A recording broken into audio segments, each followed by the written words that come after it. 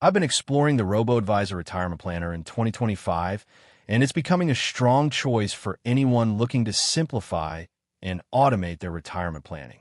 It blends automated investing with personalized planning features, making it a great option whether you're just getting started or already building toward long-term goals.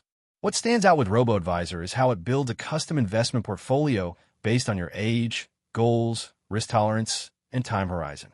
Once you're set up, it manages your portfolio automatically, rebalancing it over time to keep things on track. It also includes tax optimization features like tax loss harvesting, which can help you keep more of your gains over time. Everything is handled behind the scenes, which takes the pressure off and makes it ideal for those who prefer a hands-off approach. The user interface is smooth and beginner-friendly.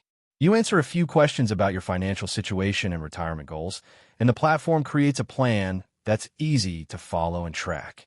You can monitor your projected retirement income, check your portfolio's performance, and see how you're progressing, all from one dashboard. While the automation is impressive, it's worth noting that Roboadvisor isn't a full replacement for in-depth, personalized advice you'd get from a financial advisor if your situation is more complex.